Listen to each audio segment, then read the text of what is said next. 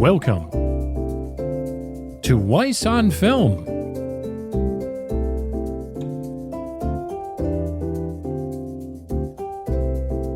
On each episode of Weiss on Film, we're going to take an everyday approach to movie reviews. Why don't you go over and get yourself some refreshments? There you go. And then we're going to head over to the screening room.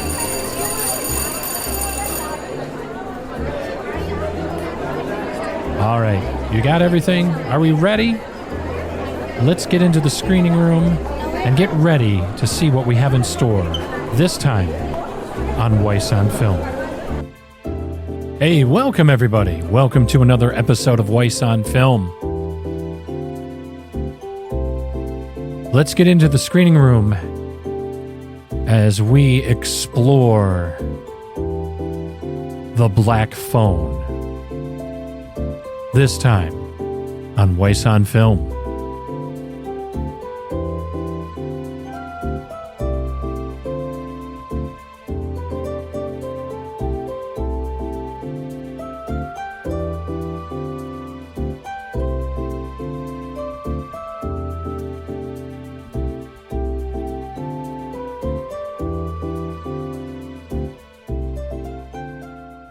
Hey everybody, welcome to Weiss on Film. I'm Terry Weiss, and we're so glad you dropped by for this episode, and we're glad you're here.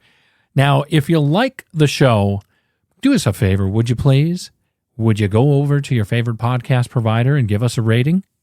Also, check out the website, purplepitstudios.com. Once again, that's purplepitstudios.com. There you can listen to each and every episode of Weiss on Film, as well as all the other shows that Purple Pit Studios produces. And if you want to leave a rating on the website, that would be super as well. If you have any feedback, you want to get in touch with us here at Weiss on Film, very simple to do. You can just send us an email through the website, or you can send us an email in care of Purple Pit Studios at gmail.com, purplepitstudios@gmail.com. And just put in your subject line, Weiss on Film, won't you please? Super. All right, well, let's get started with this week's episode of Weiss on Film. Finney Shaw is a shy but clever 13-year-old boy who's being held in a soundproof basement by a sadistic masked killer. When a disconnected phone on the wall starts to ring, he soon discovers that he can hear the voices of the murderer's previous victims, and they are dead set on making sure that what happened to them doesn't happen to Finley. This movie was released June 24th, 2022, directed by Scott Derrickson, starring Mason Thames, Madeline McGraw, Jeremy Davies, James Ransom, and of course, Ethan Hawke. It's the Black Film, based on the Black Phone based on the Black Phone novel by Joe Hill. So far, it's done $115.5 million at the box office, and it's released by Blumhouse. Now, Blumhouse, when they first started coming out way back in the day, they had some real bad attempts at horror movies. Yeah, they were awful. However, they have got increasingly better at them, which is great. And this one, I must say, well, we're going to talk about it in just a moment. First, I want you to have a listen at the trailer and some highlights from The Black Phone. I'll be home in the morning. Where are you going? I'm staying over at Susie's tonight. What's new? The flyer. The papers call him the grabber. I wish you wouldn't call him that.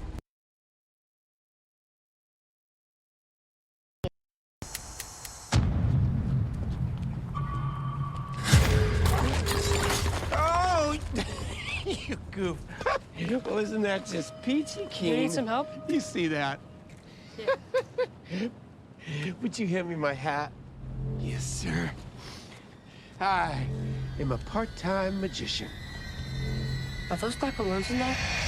Would you like to see a magic trick?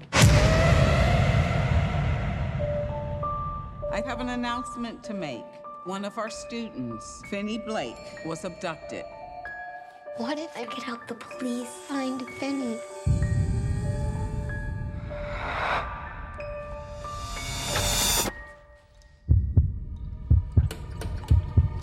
Doesn't work. Not since I was a kid. I'll scream. I'll scratch your face. This face? Daddy, I had a dream about it. What happened in your dream? He was taken. By a man with black balloons. Yes. We never released those details.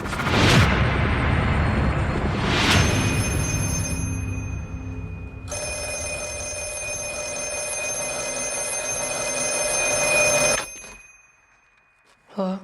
Don't hang up. Who are you? You know all our names? You're getting out of here. Please let the dreams be real. See the wall in front of you? I tore a long cable loose from down there. There's a combination lock on the inside of the storm door. What's the combination? I carved it in the wall. The tree, the door, the gate. I'd never seen it before except in my dream. You don't have much time. You're gonna use a weapon. You raise the phone, step back, and swing. Look what you made me do. Please hurry. You remember what I told you? There's someday I should stand up for myself. Someday is today, Finn.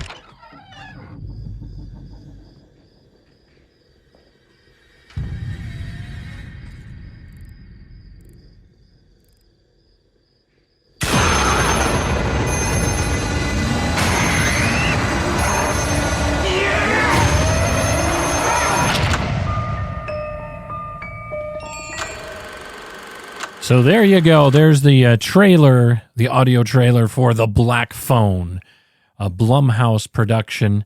One of the main notable persons in it, you may recognize the name of Ethan Hawke. Now, this film, let's just get right down to brass tacks, shall we, with this one? This one, me and the wife saw. My wife's a big horror movie fan. She loves the scary stuff. Me, I'm like, not so much. I don't know if I find it gives me nightmares. However, that being said, I must say, this one I really, really enjoyed. And for the simple fact of, it wasn't your typical low-budget horror movie. This one was actually quite suspenseful. It had a couple of segments where you had some predictability. But barring that, honestly, I must say I really, really enjoyed this film.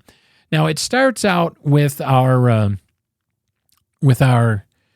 hero, as it were, in the beginning. He's just a typical kid, okay, who kind of is picked on. It's set, from what I can fathom, it's set in the 70s, I want to say, around the 70s, maybe the mid-70s or so, mid to late 70s. And he's a high schooler who's getting picked on a little bit here and there and bullied. One of the notable things is when the movie opens, he's a baseball player playing Little League Baseball. And so, excuse me, that comes to play later in the movie. There's a couple scenes in there you want to take note of when you're watching this film. Now, it does have some jumps and starts, you know, where you get startled and go, oh my God. But Finney is like I said, he's a picked on kid in the 70s. Ethan Hawke plays the evil guy in it, and better known as the Grabber.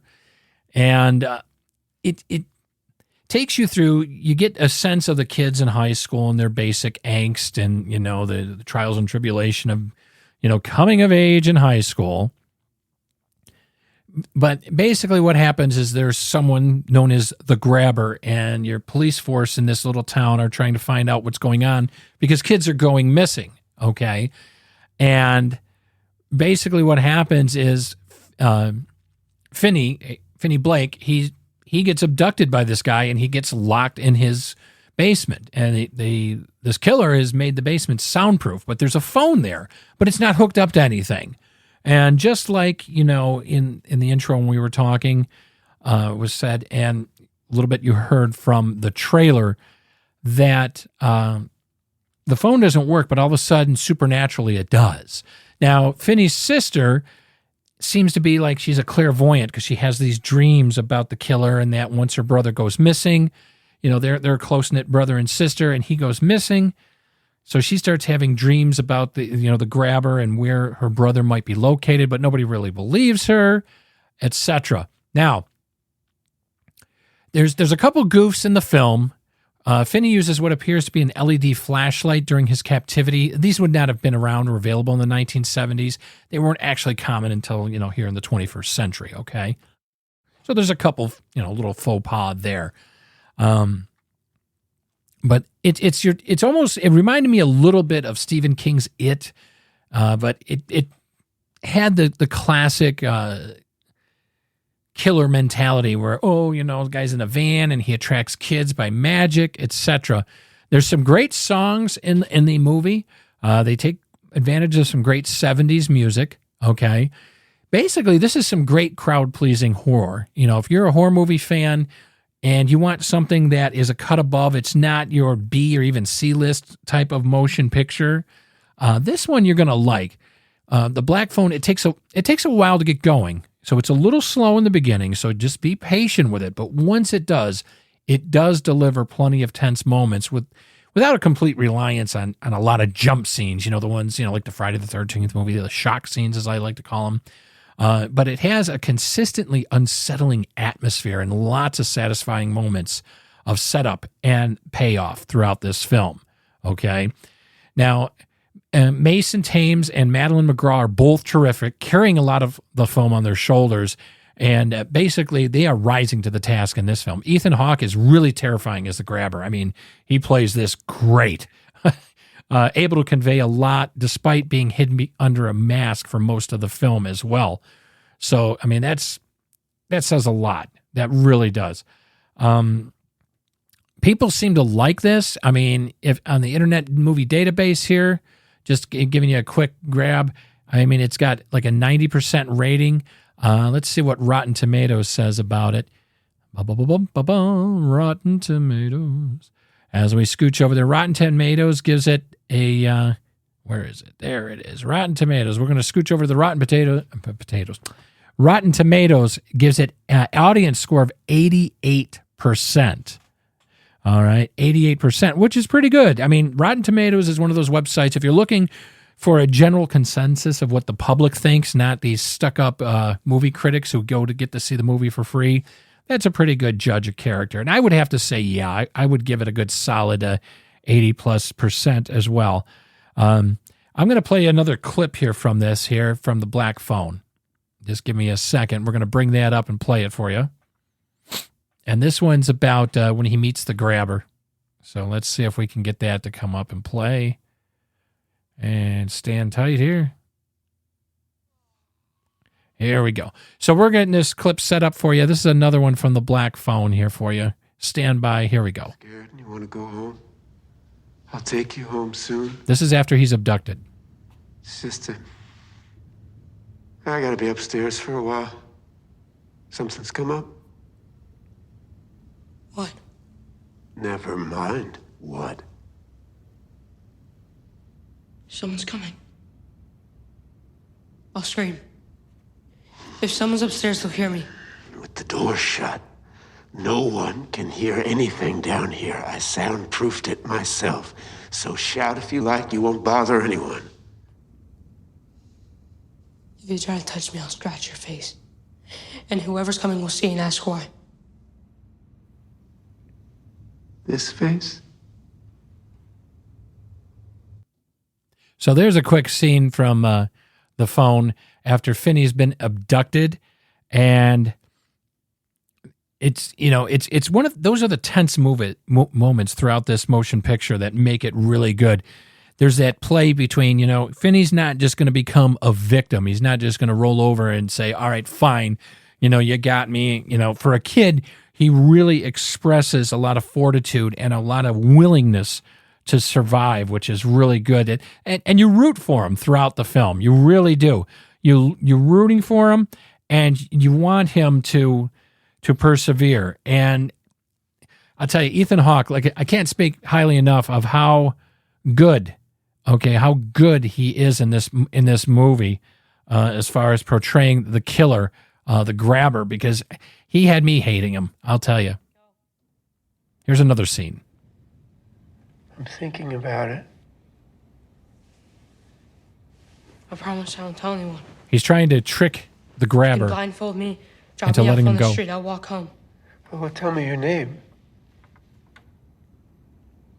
Taylor. Taylor Mullen.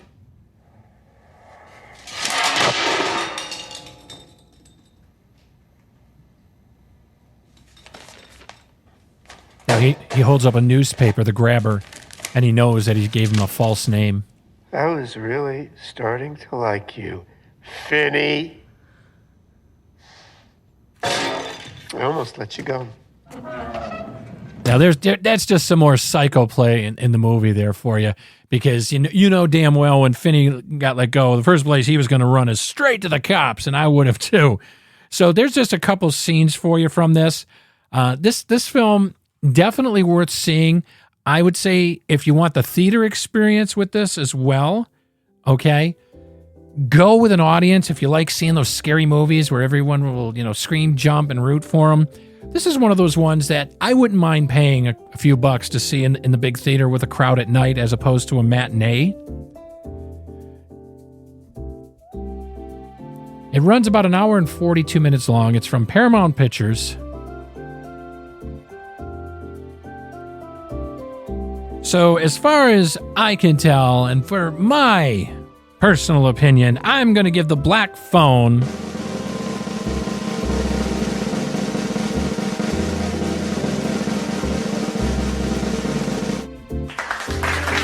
a big thumbs up. I'm going to give The Black Phone, out of 5 popcorn kernels, I'm going to give it a solid 4. For great story, great setup, great performances by the main characters in this film, the tense, suspenseful moments as well.